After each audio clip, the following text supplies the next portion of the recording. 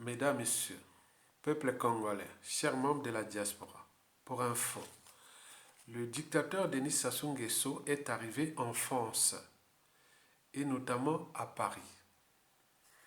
Par ailleurs, la diaspora congolaise de France prépare une grande manifestation contre la grande vadrouille du tyran à Paris en France.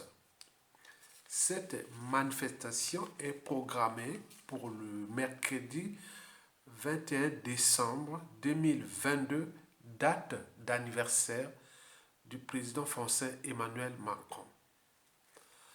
La manifestation va certainement se dérouler près de l'hôtel de luxe où il a l'habitude d'être logé, et cela dure depuis déjà 22 ans.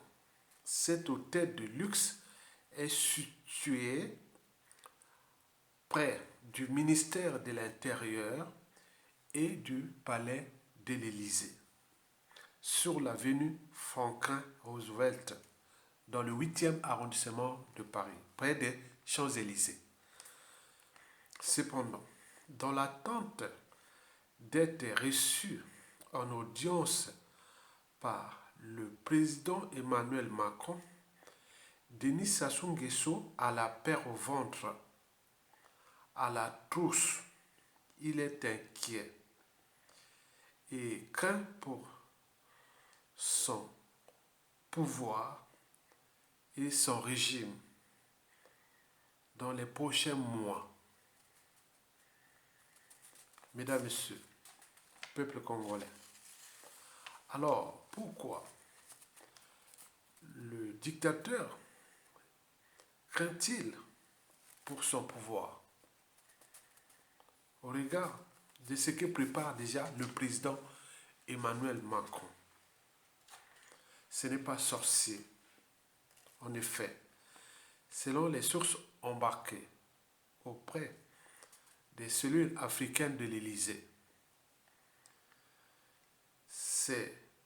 celle-ci nous informe que le bilan France-Afrique 2022 du dictateur Denis Sassou Nguesso est très mauvais. Et les perspectives 2023 sont encore pires. Je répète, le bilan France-Afrique du dictateur Denis Sassou Nguesso, le bilan 2022, est très mauvais. Et les perspectives 2023 sont encore pires au regard du contexte déjà France-Afrique, puis géopolitique et enfin géostratégique international et ses impacts à venir sur les régimes France-Afrique dans la sous-région d'Afrique centrale, etc.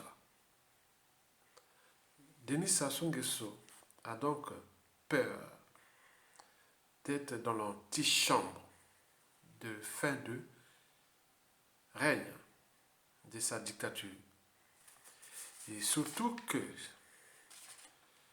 Denis Sassou Nguesso a multiplié tout au long de cette année 2022 qui s'achève des erreurs diplomatiques graves avec les partenaires occidentaux de la France.